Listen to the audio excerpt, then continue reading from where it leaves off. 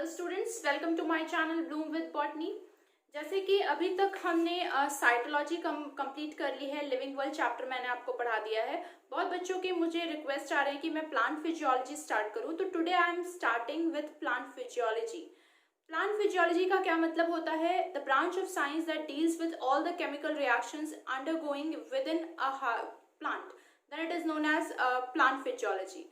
Plant physiology में आपके जो चैप्टर्स आते हैं that is transport, mineral nutrition, photosynthesis, respiration and plant growth and development. तो आपकी 11th की एनसीईआरटी के लास्ट 5 चैप्टर्स आपकी प्लांट फिजियोलॉजी में आते हैं।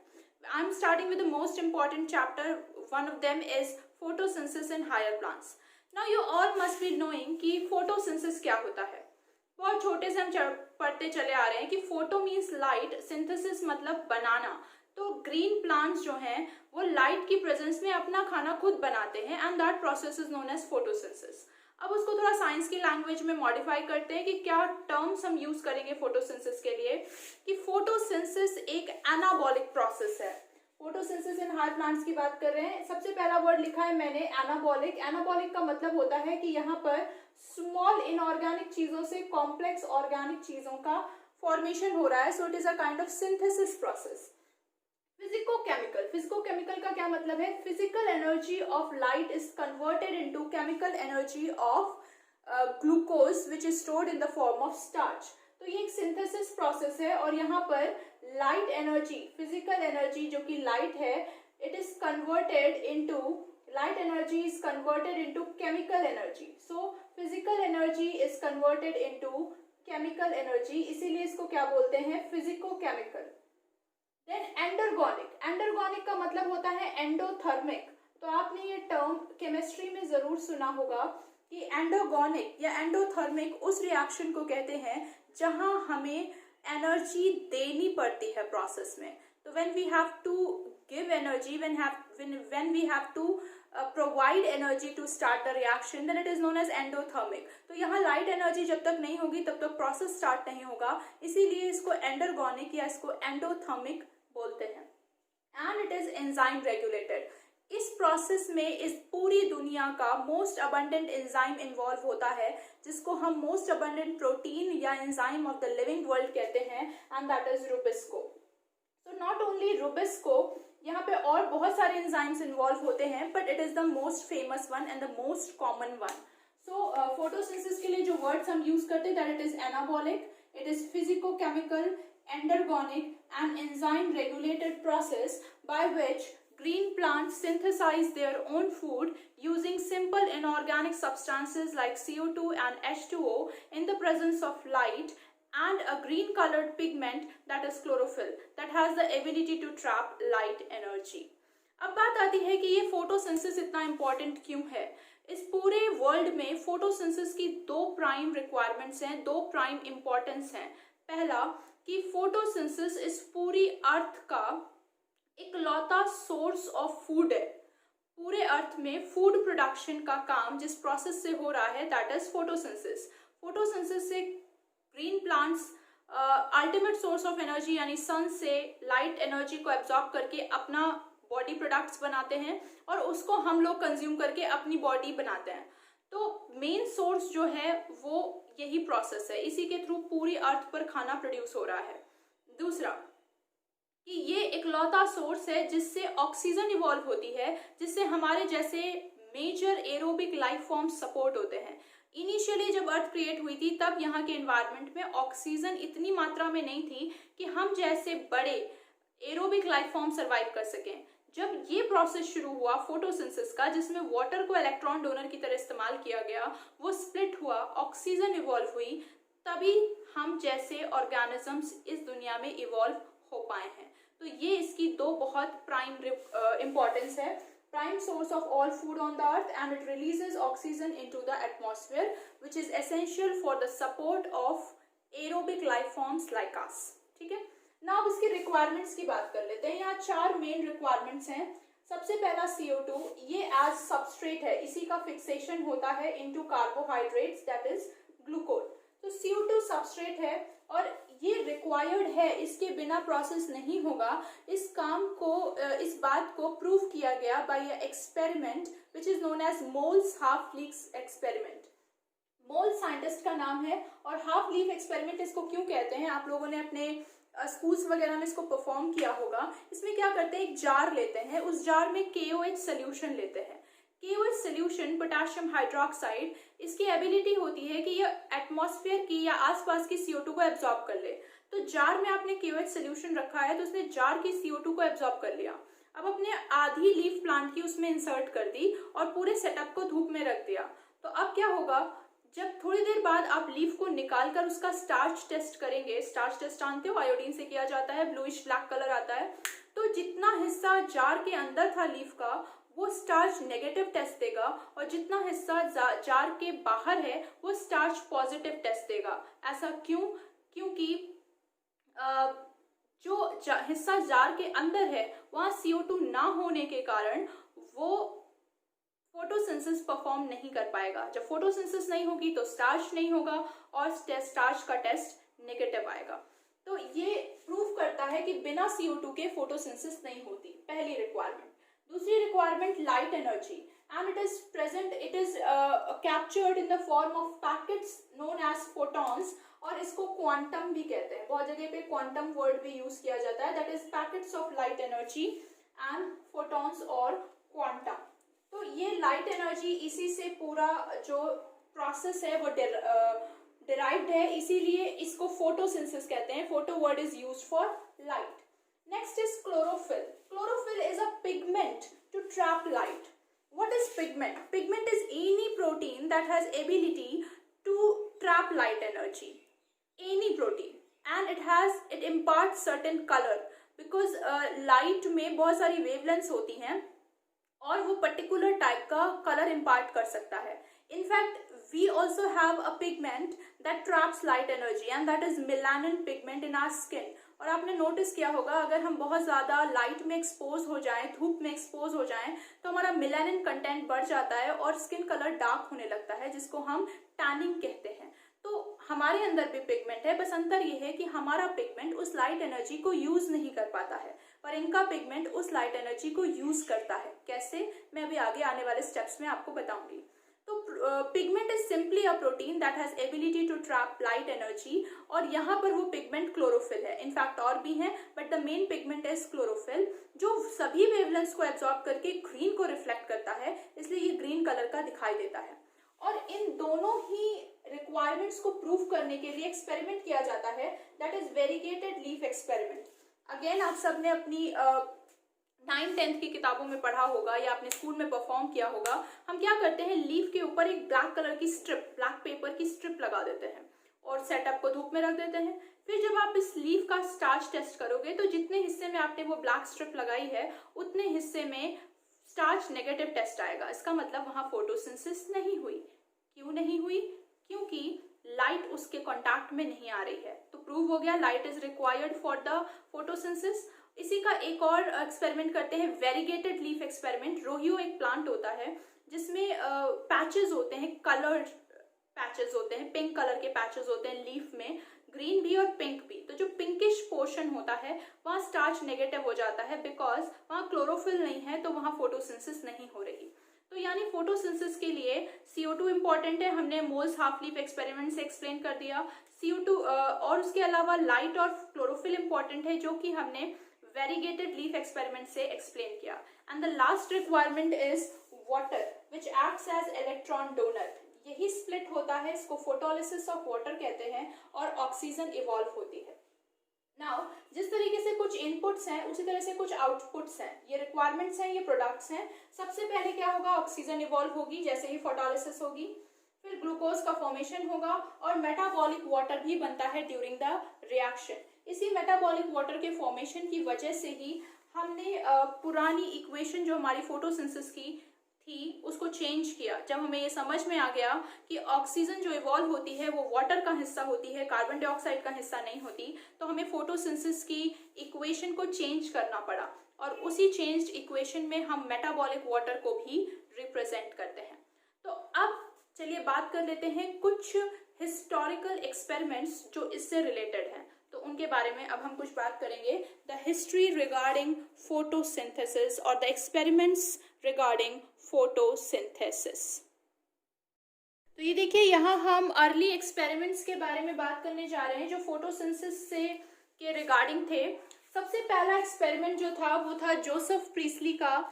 इन्होंने काम किया था with burning candle, inverted bell jar glass और एक रेस्पायरिंग माइस। बहुत फेमस एक्सपेरिमेंट है, आप सब लोगों ने इसकी एनसीईआरटी में फोटोग्राफ्स देखी होंगी और अपने और भी साइड बुक्स में इसको पढ़ा भी होगा। इन्होंने किया क्या कि इन्होंने एक बर्निंग कैंडल ली और एक इन्वर्टेड ग्लास जार था, उसको उस बर्निंग कैंडल को उस ग्लास जार से कवर अप कर दिया। अब आप सब जानते हैं कि बर्न होने के लिए ऑक्सीजन की रिक्वायरमेंट होती है। तो जब ग्लास जार एनक्लोज्ड कर लिया है एक स्पेस को, एक सरफेस को, तो वहां पर एक लिमिटेड अमाउंट की ऑक्सीजन है जो थोड़े समय के बाद खत्म होगी। जैसे ही खत्म हुई, बर्निंग कैंडल बुझ गई, एक्सटिंग्विश हो गई। यही काम इन्होंने रेस्पायरिंग माइस के साथ किया, उसको ढक दिया एक इन्वर्टेड जार से, और थोड़ी देर के बाद क्या होगा, वहां की प्रेजेंट ऑक्सीजन खत्म हुई और माइस की डेथ हो गई। अब इन्होंने दोनों चीजों को एक साथ किया, तो बर्निंग कैंडल और जल्दी बुझ गई, माइस और जल्दी खत्म हो गया।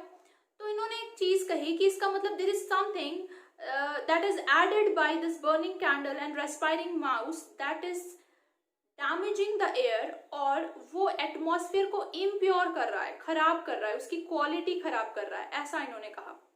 यही चीज, ये पूरा सेटअप उन्होंने रिपीट किया विद अ ग्रीन प्लांट।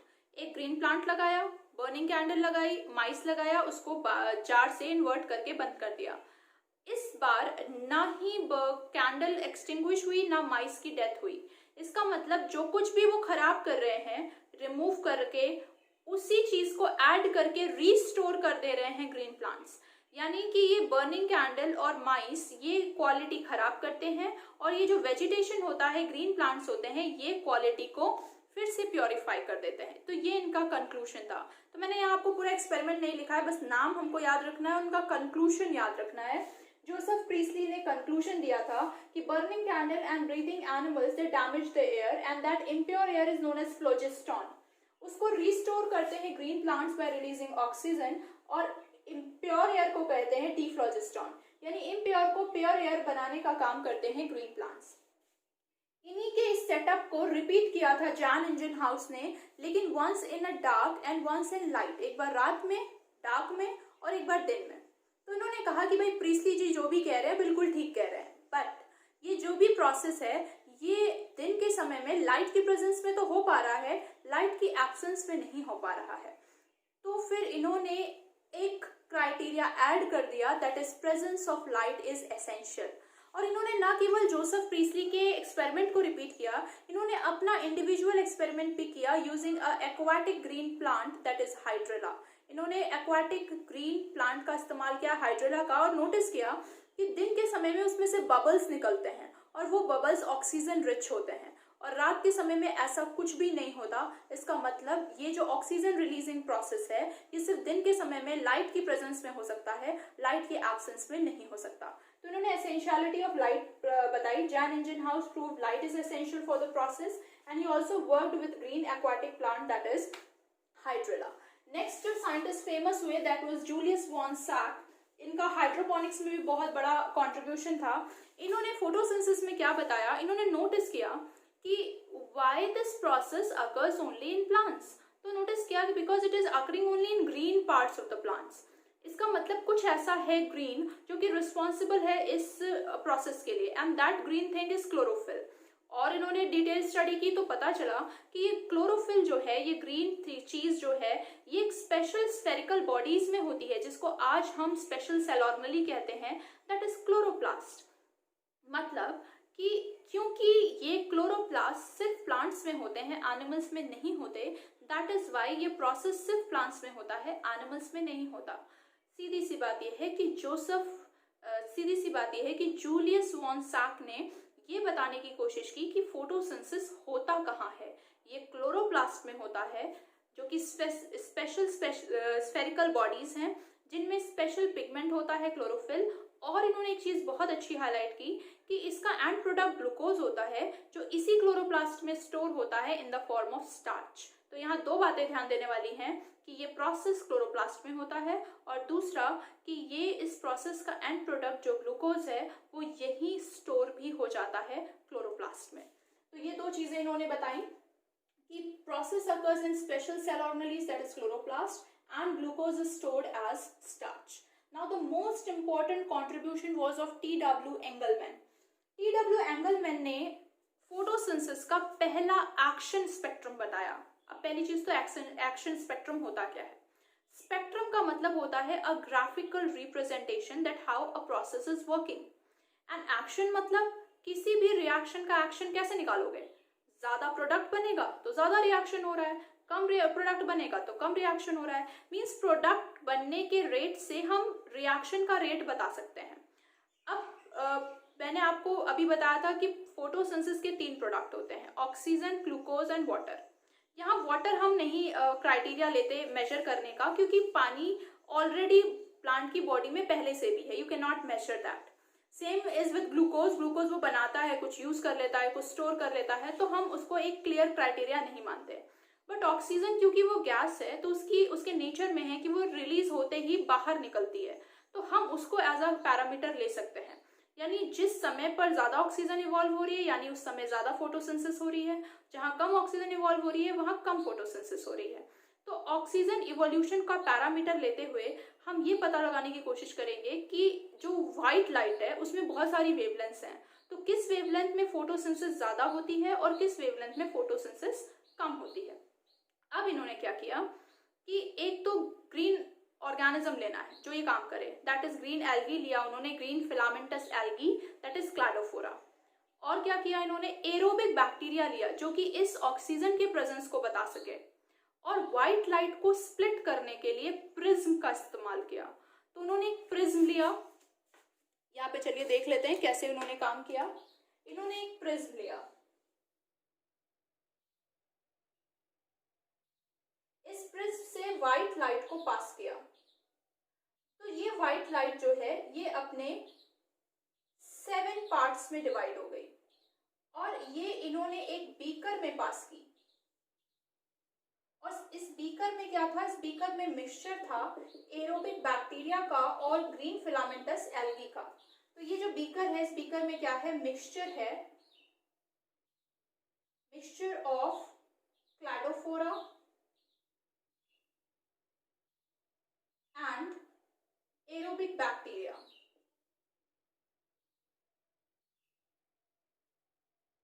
ठीक है, ये क्या है, ये व्हाइट लाइट जा रही है यहां से, दिस इज प्रिज्म, और ये यहाँ क्या हो गई, लाइट की स्प्लिटिंग हो गई जिसको आप डिस्पर्सन भी कहते हैं। तो ये 7 कलर्स में डिस्ट्रीब्यूट हो गई। ठीक, अब उन्होंने नोटिस क्या किया कि कुछ समय के बाद जहां पे रेड लाइट थी वहां पे एरोबिक बैक्टीरिया इकट्ठे हो गए, और जहां ब्लू लाइट थी वहां एरोबिक बैक्टीरिया इकट्ठे हो गए। वेब गियर होता है तो ब्लू लाइट में और रेड लाइट में ये एरोबिक बैक्टीरिया इकट्ठे हो गए। अब जरा सोचिए कि एरोबिक बैक्टीरिया को चाहिए क्या, एरोबिक बैक्टीरिया को चाहिए ऑक्सीजन। तो जहां ऑक्सीजन ज्यादा, इसका मतलब वहां फोटोसिंथेसिस का रेट ज्यादा, तो फोटोसिंथेसिस जहां ज्यादा हो रही है वहां ऑक्सीजन ज्यादा है और वहीं एरोबिक बैक्टीरिया एक्यूमुलेट हो गए हैं। और इससे पता चला कि रेड और ब्लू लाइट में फोटोसिंथेसिस का रेट ज्यादा हो जाता है और ग्रीन लाइट में बहुत कम हो जाता है। तो this was the first action spectrum given by T.W. Engelmann. ठीक है, अब हम देखेंगे कि किस तरीके से ऑक्सीजन रिलीज को लेकर बहुत सारे एक्सपेरिमेंट्स किए गए। तो लेट्स टॉक अबाउट दैट। तो ये देखिए यहाँ पर ये एक्सपेरिमेंट्स हम कर रहे हैं for the release of oxygen, और यहाँ पर सबसे पहला काम किया है कॉर्नेलियस वॉन नील ने। उन्होंने सिंपली स्टडी की पर्पल और ग्रीन सल्फर बैक्टीरिया की, और उन्होंने 2 फोटोसिंथेटिक इक्वेशंस को कंपेयर किया। फोटोसिंथेसिस की जो फोटोसिंथेटिक इक्वेशन होती है और जो purple and green sulphur bacteria की फोटोसिंथेटिक इक्वेशन होती है, उन्होंने सिंपली दोनों को कंपेयर किया। और उन्होंने एक बात कही कि अगर ये ऑक्सीजन कार्बन डाइऑक्साइड का हिस्सा होती तो ये वहां भी इवॉल्व होनी चाहिए थी जहां काम हो रहा था purple sulphur and green sulphur bacteria के साथ। पर आपको अगर याद हो, आपने बायोलॉजिकल क्लासिफिकेशन चैप्टर में पढ़ा है कि वहाँ ऑक्सीजन इवॉल्व नहीं होती, उनकी फोटोसिंथेसिस एनऑक्सीजेनिक होती है विदाउट इवॉल्विंग ऑक्सीजन। पर यहाँ ऑक्सीजन इवॉल्व हो रही है, वहाँ सल्फर गैस इवॉल्व होती है, तो H2S हाइड्रोजन सल्फाइड यूज होता है तो H2 रिलीज होता है, यहाँ H2O है तो O2 रिलीज होता है। तो इन्होंने कहा सिंपली जो भी मॉलिक्यूल H2A फॉर्मूले में होता है उसका 2A रिलीज हो जाता है। तो सबसे पहला एक्सपेरिमेंट कॉर्नेलियस वॉन नील का, दे studied purple and green sulphur bacteria, ये ध्यान रखिएगा इंपॉर्टेंट है। और इन्होंने ये क्वेश्चन दिया, इन्होंने कहा जो भी इस फॉर्मूले में होगा, जो भी मॉलिक्यूल इस फॉर्मूले में होगा उसका ये पार्ट रिलीज हो जाएगा। तो क्योंकि H2O इस फॉर्मूले में होता है तो उसका 2O यानी O2 रिलीज हो जाता है। इससे ये प्रूव होता है कि ऑक्सीजन वाटर का पार्ट है, कार्बन डाइऑक्साइड का नहीं। इसको लेकर बड़ी कंट्रोवर्सीज रही हैं।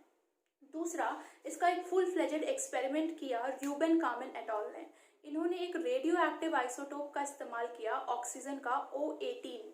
तो इन्होंने क्या किया, कार्बन डाइऑक्साइड की ऑक्सीजन को नॉर्मल रखा O16 और उसकी ऑक्सीजन जो वाटर की ऑक्सीजन है उसको रेडियो एक्टिवली लेबल कर दिया O18। बहुत सिंपल है। अब अगर निकलने वाली ऑक्सीजन O18 निकले यानी कि वाटर से आई है, और अगर O16 निकले यानी कार्बन डाइऑक्साइड से आई है। तो इन्होंने क्या किया, क्लोरेला एक यूनिसेलुलर ग्रीन एल्गी होती है, उसमें किया ये काम using radio active isotope O18। तो उन्होंने O18 का इस्तेमाल किया और उन्होंने इसको 16 रखा, इसको 18 कर दिया और निकलने वाली ऑक्सीजन उनको O18 मिली, जिससे पता चल गया वो कहाँ से आ रही है, वाटर से आ रही है। और एक फुल प्रूफ एक्सपेरिमेंट किया रॉबिन हिल ने। इन्होंने स्टेलारिया के साथ काम किया जो कि एक एंजियोस्पर्म होता है, और उन्होंने कहा कि हम कंफ्यूजन रखेंगे ही नहीं, हम एक ही चीज़ देंगे एट अ टाइम। उन्होंने पहले सिर्फ वाटर दिया तो देखा ऑक्सीजन निकलती है, एनर्जी बनती है। फिर उन्होंने सिर्फ CO2 दिया तो उन्होंने देखा कि सिर्फ ग्लूकोज का फॉर्मेशन होता है और कुछ हो ही नहीं रहा। तब उन्होंने समझाया कि अभी तक जो आप एक रिएक्शन पढ़ रहे हो फोटोसिंथेसिस का, ये सिंगल स्टेप प्रोसेस है ही नहीं, ये 2 स्टेप प्रोसेस है। First reaction is the light reaction और द फोटोकेमिकल फेज, जहाँ लाइट की प्रेजेंस में वाटर स्प्लिट होता है, पानी इवॉल्व होता है, एनर्जी बनती है। और दूसरा रिएक्शन लाइट पर डिपेंड नहीं करता, ऑल्दो से डार्क रिएक्शन कहते हैं but that is a misnomer, गलत नाम है। वो डार्क रिएक्शन नहीं है, वो डार्क में नहीं होता, होता लाइट में ही है, पर वो लाइट की एनर्जी पर डिपेंड नहीं करता। वहाँ पर CO2 को एनर्जी की मदद से ग्लूकोज बना दिया जाता है। तो ये 2 स्टेप प्रोसेस है और तब से लेकर आज तक हम पूरी फोटोसिंथेसिस को 2 स्टेप में पढ़ने लगे हैं। तो इनका बहुत इंपॉर्टेंट कॉन्ट्रीब्यूशन था। इन्होंने बताया कि ये 2 स्टेप प्रोसेस है, पहला फोटोकेमिकल फेज और लाइट रिएक्शन, जहाँ वाटर स्प्लिट करेगा लाइट और क्लोरोफिल की मदद से, ऑक्सीजन इवॉल्व होगी, एनर्जी बनेगी, और ये एनर्जी बनेगी इन the form of ATP and NADPH2। और दूसरा बायोकेमिकल फेज और डार्क रिएक्शन, यहाँ पे CO2 एनर्जी और एंजाइम की मदद से ग्लूकोज में कन्वर्ट हो जाएगा, which is stored in the form of starch. तो अब हमारे पास 2 इक्वेशंस हैं, इनको ध्यान दीजिए। पहली या ओल्ड इक्वेशन क्या है, 6CO2 6H2O, this is light का सिंबल, क्लोरोफिल, और ये बन गया ग्लूकोज और ऑक्सीजन इवॉल्व हो गई। लेकिन हमें इस इक्वेशन को मॉडिफाई करना पड़ा। क्यों? क्योंकि आप देखो यहाँ 6O2 है, यानी कितने मॉलिक्यूल हुए 12, और पानी में कितने हैं 6O, और अभी हमने प्रूव किया है कि ऑक्सीजन पूरी तरह से पानी से आती है, इसका मतलब हमें इसे 12 करना पड़ेगा। तो अब हमने न्यू या मॉडिफाइड इक्वेशन की, 6CO2 प्लस 12H2O, ये 6H12O6, 6CO2 एंड 6H2O। अच्छा, ये H2O इसका बचा हुआ हिस्सा नहीं है, ये रिएक्शन में बनने वाला पानी है और इसको मेटाबॉलिक वाटर भी कहते हैं। तो इस तरीके से ये प्रूफ हो गया that oxygen that is evolve during photosynthesis, it arises from water, water is the electron donor और वही सोर्स है ऑक्सीजन का। ठीक है, तो आज हम यहीं तक बात करेंगे। नेक्स्ट टर्न पे मैं आपको बताऊंगी इन दोनों स्टेप की डिटेल प्रोसेसिंग की कैसे ये काम करते हैं। तो टिल देन, अगर आपको ये लेक्चर समझ में आया हो तो प्लीज़ लाइक कीजिए, शेयर कीजिए, सब्सक्राइब कीजिए, और अगर किसी भी तरह की दिक्कत हो तो मुझे कमेंट सेक्शन में बताइए। Thank you.